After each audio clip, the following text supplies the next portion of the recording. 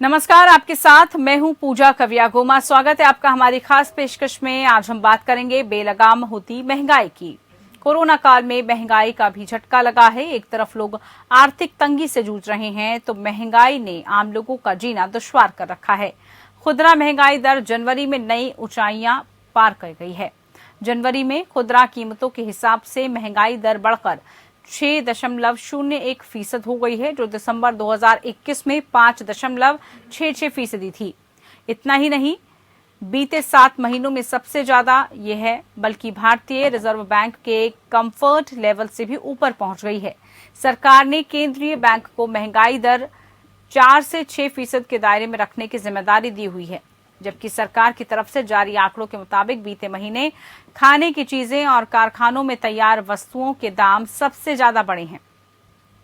RBI ने अनुमान लगाया था कि चालू वित्त वर्ष यानी कि 31 मार्च 2022 तक महंगाई दर 5.3% पर आ जाएगी, लेकिन लगता है कि यह अनुमान गलत साबित होगा। देश में कोविड महामारी शुरू होने से अब तक चाय, खाद्य तेल और दाल जैसे रोजाना इस्तेमाल के जरूरी सामान 20 से 40% तक महंगे हो गए हैं। महंगाई के आंकड़े आने से पहले ही आरबीआई के गवर्नर शक्तिकांत दास ने कहा था कि आज जो आंकड़े जारी होने हैं उसमें रिटेल महंगाई 6% है और इससे घबराने की जरूरत नहीं है। हमें इसकी आशंका पहले से ही थी।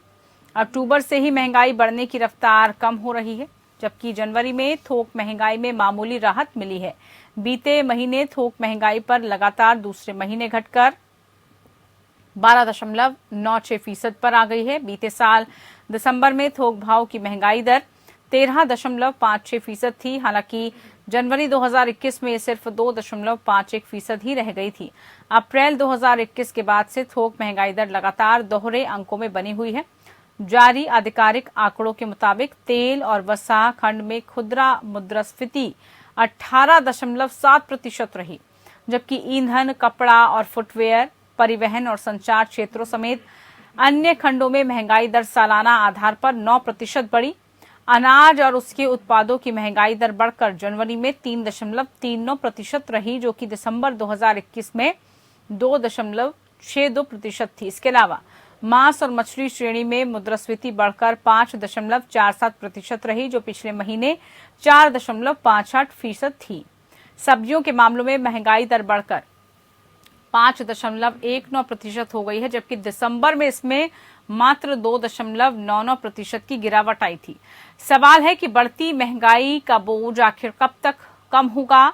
आरबीआई को किस तरह के उपाय करने की जरूरत है? महंगाई से अर्थव्यवस्था कैसे असर पड़ रहा है? बढ़ती महंगाई से ना घबराने का आरबीआई गवर्नर का बयान कितना दम रखता है? महंगाई के तमाम पहलुओं की विशेषज्ञों के साथ आज हम पड़ताल करेंगे और यही जानने की कोशिश करेंगे कि इसके लिए उपाय क्या किए जाएंगे, क्योंकि इस वक्त हालात जो हैं एक आम शख्स के लिए बहुत गंभीर बने हुए हैं। आम लोगों के लिए वो यही सोच रहा है कि महंगाई से निजात उसको कैसे मिल पाएगी, कैसे ये महंगाई कम हो पाएगी। क्या महंगाई में कभी कमी मिल पाएगी या फिर नहीं मिल पाएगी? क्या लगता है आपको इस पूरे मामले को लेकर? जो भी आपकी इस पर विचार होंगे, विशेषज्ञों से हम जानेंगे इसी मसले को लेकर कि आखिरकार निरंतर बढ़ती महंगाई पर काबू कैसे लगाया जाए, क्योंकि एक तरफ सरकार कहती है कि हम सबसे ज्यादा महंगाई पर, जो कमर तोड़ महंगाई है, उसको लेकर कुछ कदम उठाएंगे। दूसरी तरफ हम देख रहे हैं कि महंगाई का मुद्दा कहीं दिखाई ही नहीं देता। जो हमारी रोजमर्रा की जिंदगी में खाने पीने की चीजें हैं वो महंगी हो गई हैं। आप आज सामान लेने जाएंगे, कहीं भी आप सब्जी लेने जाएंगे और अगले दिन जाएंगे तो उसके रेट में आपको फर्क मिल जाएगा। सोचिए, इतनी तेजी से महंगाई बढ़ रही है, लेकिन आम जनता, गरीब जनता, मिडिल क्लास लोग क्या करें? इस महंगाई से कैसे निजात मिल पाएगी? क्यों इसको कंट्रोल नहीं किया जा रहा है? क्या इसके पीछे का कारण है और क्यों आम जनता बार बार इसको झेले? और हम अक्सर देखते हैं कि महंगाई का मुद्दा क्यों जब मुख्य कोई चुनाव भी होता है तब गायब हो जाता है, जबकि सबसे महत्वपूर्ण है महंगाई को कंट्रोल में करना। जब महंगाई ही कंट्रोल में नहीं होगी तो आम जनता कैसे खाएगी और कैसे वो बचा पाएगी? बचत कहाँ से करेगी जब उसकी इनकम नहीं होगी इतनी, और जितनी इनकम होगी वो सारे उसके रोजमर्रा के कामों में चली जाएगी, खर्चों में चली जाएगी, तो कैसे जो है कोरोना काल में महंगाई का झटका जो लगातार बढ़ता हुआ दिखाई दिया और यही महंगाई जो है इस वक्त बेलगाम हो गई है। खास मेहमान हमारे साथ जुड़ चुके हैं, उन्हीं से हम चर्चा करेंगे और यही समझने की कोशिश करेंगे कि महंगाई जो इतनी बेकाबू है उसके लिए क्या कुछ किया जाए। रमाकांत जी हमारे साथ बीजेपी की तरफ से जुड़े हैं, बहुत स्वागत है। हमारे साथ कांग्रेस की तरफ से इस वक्त जो खास मेहमान जुड़े हैं, अरुण त्रिपाठी जी, बहुत स्वागत है आपका। अमन अग्रवाल जी हमारे साथ जुड़े हुए हैं, बहुत स्वागत है अमन अग्रवाल जी, निदेशक IIF की तरफ से। सबसे पहले अमन अग्रवाल जी, आप ही से जरा समझना चाहेंगे, महंगाई को लेकर एक ऐसा विषय है जिसको लेकर हम चर्चा तो बहुत करते हैं, लेकिन इसका असर क्या पड़ता है और साथ ही साथ इसको कंट्रोल में कैसे किया जाए। महंगाई बढ़ने के कारण क्या है, क्यों अगर कोई भी एक आम आदमी आज सामान लेने जाता है तो कल उस सामान का रेट कुछ अलग ही होता है। ये इतनी ज्यादा जो अस्थिरता बनी हुई है इन सब चीजों में, मुख्य कारण इसका क्या है इस वक्त? देखिए, जो महंगाई है, पहली बात एक आम आदमी को और मिडिल क्लास को सबसे ज्यादा तंग करती है। बिल्कुल। रिच और जो सुपर रिच है उनको इतना परेशान नहीं करती है, बिकॉज उनके पास खरीदने की कैपेसिटी ज्यादा होती है। पर जो गरीब आदमी है या मिडिल क्लास है या लोअर मिडिल क्लास है या BPL फैमिलीज हैं, जो हिंदुस्तान का करीबन 80% जनता है, उसको ये बहुत तंग करती है। और महंगाई जो है काफी हद तक बढ़ती जा रही है काफी समय से, और उसके ऊपर नियंत्रण लाना जरूरी है। जरूर जो टारगेट रेट है RBI का उसके नियंत्रण में रही है और काफी कम बढ़ी है कोरोना काल के बाद से, बट फिर भी इसका इफेक्ट जो है अब हमें देखने को मिल रहा है, क्योंकि उस पर ज्यादा नियंत्रण नहीं किया है। तो अभी हम महंगाई देख पा रहे हैं, जो दर 6.06% की दर पे दिखाया है कि RBI ने भी कहा है कि हुआ है इस जनवरी के अंदर। उसके 2-3 मुख्य कारण रहे हैं। पहली चीज जो कारण रही है वो सप्लाई चेन जो डिस्ट्रप्शन होते हैं, जो सामान आता है एक जगह से दूसरी जगह पे, तो उसमें जो डिस्ट्रप्शन हुए हैं, और वो डिस्ट्रप्शन 2-3 कारणों से हुए हैं। एक तो इलेक्शन की वजह से हुए हैं, बिकॉज काफी सारे जो बड़ी बड़ी स्टेट्स हैं उनमें इलेक्शन चल रहे थे, तो वहाँ पे जब जब किसान लोग हमारे काम कर रहे हैं और इधर उधर इलेक्शन में लगे हुए हैं या इलेक्शन की प्रक्रिया में हैं, तो नेचुरली उससे एकदम से वो काम अपना जो है वो नहीं कर पाएंगे। दूसरी चीज जो है, जो पेट्रोल के दाम इतने समय से हाई चल रहे थे, जिसको थोड़ा रियायत दी थी दिवाली के समय पे सरकार ने, पर वो रियायत पूरी नहीं थी, उसके आगे भी देना सरकार को जरूरी था। जो उन्होंने टैक्सेस बढ़ाए थे, वैट बढ़ाया था, उसको कम करना जरूरी था ताकि उसका लॉन्ग टर्म इफेक्ट कम हो सके, वो अभी भी उन्होंने नहीं किया है, तो वो करना जरूरी है। तीसरी चीज जो देखने की ये है कि जो बिचौलिए होते हैं, जो बहुत समय से करीबन 20-25-30 साल हो गए इसको डिस्कशन करते हुए इस महंगाई के ऊपर, कि जब एक किसान बेचता है कोई चीज तो 2 रुपए की बेचता है, जब मार्केट में आती है वो तो 200 रुपए की बन जाती है। वो 200 रुपए क्यों बन जाती है? उसके लिए सरकार ने कुछ कोशिश किया था, फॉर्मूला लाने की कोशिश की, E-NAM सुनाने की कोशिश की, पर अभी भी वो किसान तक नहीं पहुंच पा रहे हैं। जैसे हम लोगों ने कहा था मोबाइल मंडी के थ्रू कि जो मंडियां हैं वो किसान तक जाए, अगर ले पाए, प्रोक्योर कर पाए, तो जो उनकी इनकम है वो भी दुगनी हो पाएगी और एक मंडी में जो दाम आएगा वो कम रेट से आएगा और उससे बेनिफिट आगे जाके लोगों तक ट्रांसफर हो सकता है। तो ये कारण रहे हैं और इनको कंट्रोल करने के भी कुछ तरीके हैं, जैसे आपने प्रश्न उठाया कि कैसे कंट्रोल किया जा सकता है। जो डायरेक्ट तरीके हैं कंट्रोल करने के, वो तरीका है, एक तो ये जैसे मैंने बताया, पेट्रोल के दामों में थोड़ी कमी की जा सकती है जो सरकार के हाथ में है, क्योंकि काफी सारे वैट और टैक्सेस लगाए हुए। एक जो पेट्रोल हमें मिलता है, डीजल हमें जो मिलता है, उसमें करीबन 60 से 70% टैक्सेस का भार रहता है। दूसरी जो चीज है वो GST के अंदर है, कुछ चीजों पे अभी भी GST लगता है, जो प्रोसेस फूड होते हैं, जिसमें मध्य वर्ग के लोग भी उनको खरीदते हैं। तो आजकल तो गरीब लोग भी उसको खरीदने लगे और मार्केट में अब वो मिलने लग गया है रिटेल चेन के थ्रू, और रिटेल इन्फ्लेशन की बात हो रही है। तो इसलिए वो वहाँ पे जो है उनको अगर वो कंट्रोल कर सकते हैं, GST में कुछ सुधार ला सकते हैं, उनके ऊपर कुछ रियायत दे सकते हैं, उससे डायरेक्टली कंट्रोल किया जा सकता है। तीसरी चीज है, जो होर्डर्स हैं उनको कंट्रोल करके और किसी तरीके से मंडी तक सामान पहुंचे पूरी तरह, तो उससे भी हमें इसको बेनिफिट मिल सकता है।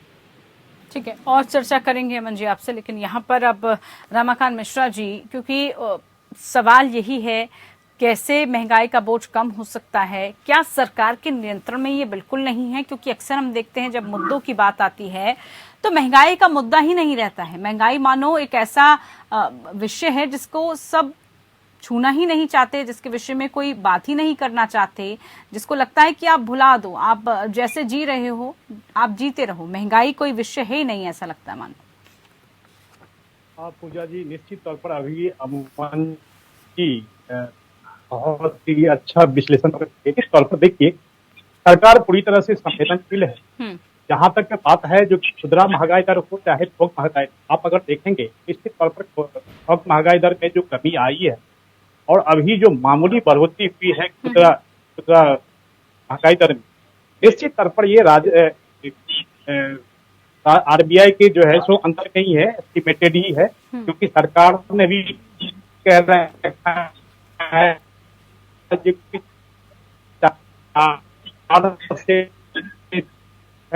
की महंगाई दर से सप्लाई चेन की बात कुछ हेटो में देखते हैं कि सारे बात होता है। जहां तक बात है बिचौलिए की, अभी अमन जी बिल्कुल कह रहे थे, बिचौलिए जो जिस तरह से किसान से जो सामान आता है और उपभोक्ता के पास में जो पहुंचता है, निश्चित तौर पर वो भी एक फैक्टर हो सकता है। तो बहुत सारी चीजें हो सकती, लेकिन खास करके जैसे मिनरल ऑयल हो चाहे पेट्रोलियम प्रोडक्ट हो, अगर उसको देखा जाए तो इसमें भी थोड़ी सी उछाल की वजह से खुदरा महंगाई दर में बढ़ोतरी हुई है, लेकिन ये शॉर्ट पीरियड है।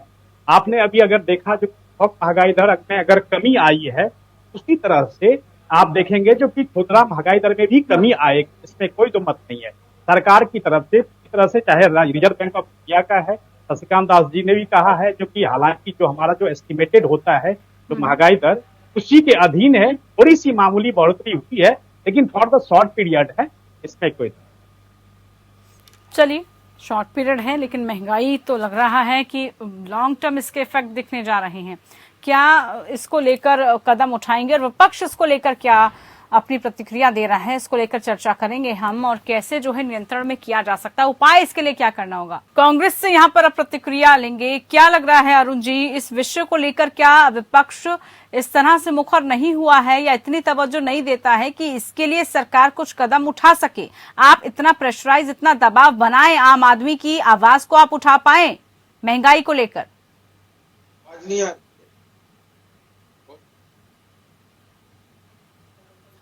अरुण जी, शायद आवाज आप तक नहीं पहुंच रही है, फिर से जुड़ने की कोशिश करेंगे आपसे, जुड़कर आपकी प्रतिक्रिया जरूर हम जानेंगे। एक बार फिर से जो टेक्निकल इशू आ रहा है आवाज में, उसको हम सुधारने की कोशिश करते हैं। लेकिन यहाँ पर क्या आपको लग रहा है, जिस तरह से महंगाई बढ़ रही है, सरकार, अमन जी बड़ा अच्छा विश्लेषण आपने कहा कि सरकार के कंट्रोल में क्या क्या है, कम से कम उस तरफ तो कदम उठाए जाएं, और उस तरफ अगर कदम नहीं उठाए जाएंगे तो आम जनता कहां पर जाएगी, जब उसकी सारी जो कमाई है वो सिर्फ उसके खाने पीने या फिर उसकी बाकी के सामान में ही चली जाएगी। तो कैसे हम ये समझें कि वो बचत कर पाएगा, और बचत नहीं करेगा पूरी अर्थव्यवस्था इससे लचर हो जाएगी, पूरी अर्थव्यवस्था पर हमारे इफेक्ट पड़ेगा इन सब चीजों से। आप बिल्कुल ठीक कह रहे हैं कि जो इसका इम्पैक्ट लॉन्ग, जिसे हम कहते हैं दूरदर्शी इम्पैक्ट होता है, वो जो है अर्थव्यवस्था पे पड़ेगा। और जैसे हम देख रहे थे, पेट्रोल प्राइसेस अभी तो पिछले दिवाली पे कम करी हैं, पर वो इतनी नहीं है, और जो उसका लॉन्ग टर्म इफेक्ट अब देखने को मिल रहा है वो अब हमें देखने को मिल रहा है कि उसकी वजह से जो ट्रांसपोर्टेशन के चार्जेस बढ़ते हैं और चीजों के चार्जेस बढ़ते हैं, थोड़ा थोड़ा करके वो बिल्टअप होता रहता है, वो कभी चार्जेस कम नहीं होते हैं। हमने देखा है, चाहे वो छोटा छोटा ट्रांसपोर्टर हो या बड़ी कंपनी हो, चाहे जैसे रेलवे जैसी जगह हो, जब एक वो दाम बढ़ा देती है किसी चीज के तो वो दाम कम नहीं करती है आगे जाके। तो इसलिए सरकार को देखना जरूरी है कि लॉन्ग समय तक ये प्राइसेस काफी ज्यादा ऊपर ना रहें और इन चीजों को दाम कम कर सके, बिकॉज जिसका भार है सबसे ज्यादा आम आदमी पड़ता है।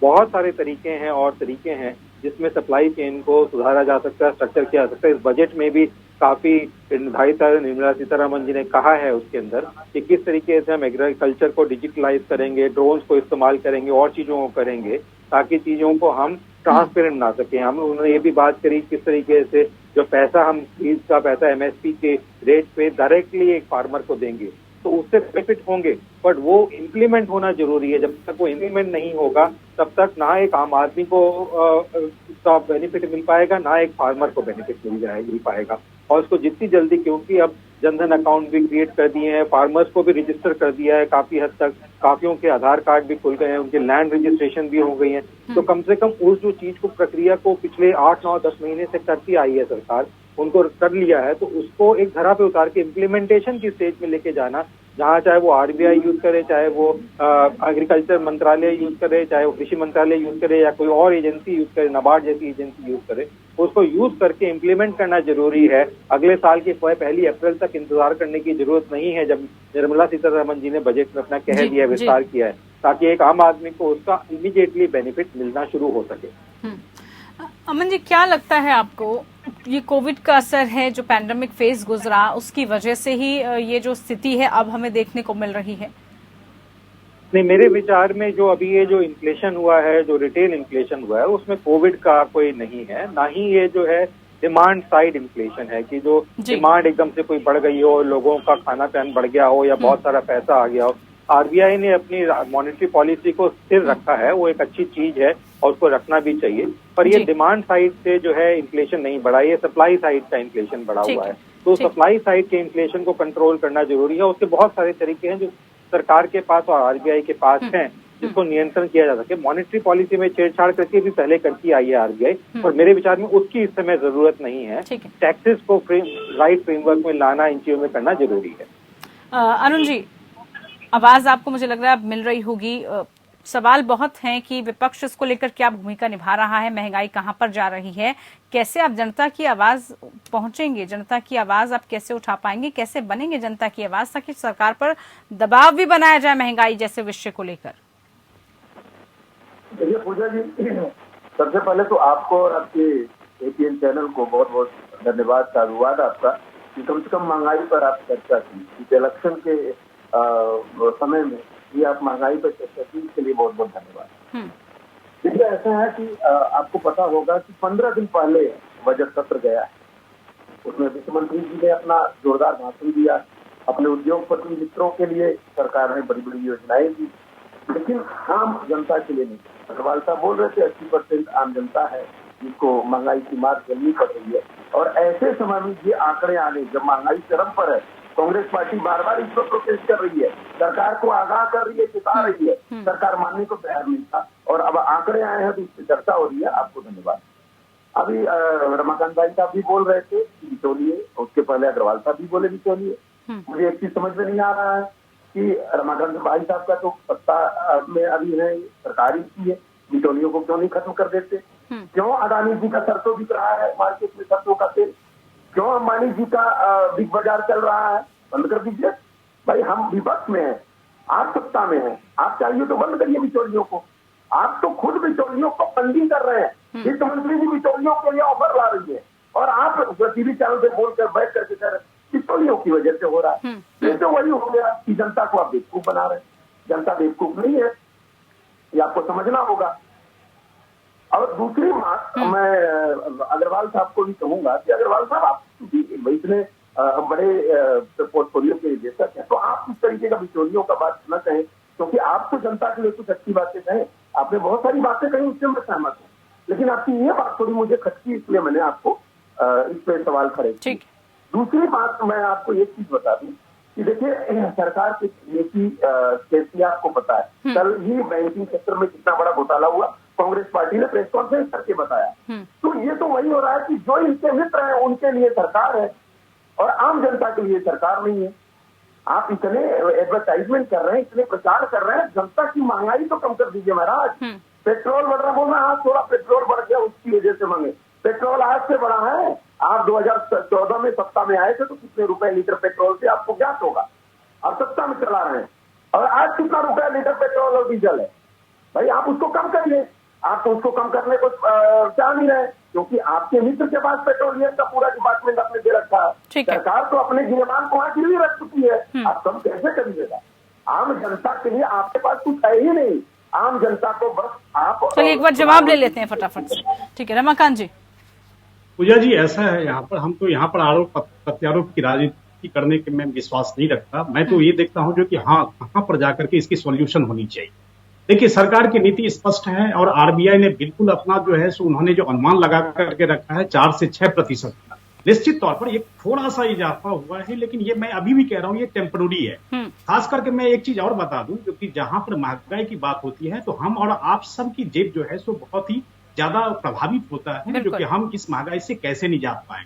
लेकिन सरकार एक होती है जो कि सरकार उस चीज के ऊपर में ध्यान नहीं देती।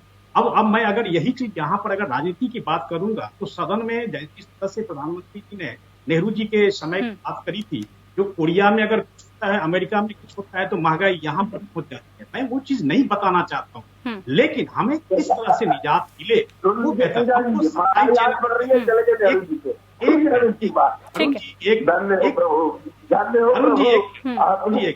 मैं कह रहा हूँ सप्लाई चेन को कैसे बेहतर किया।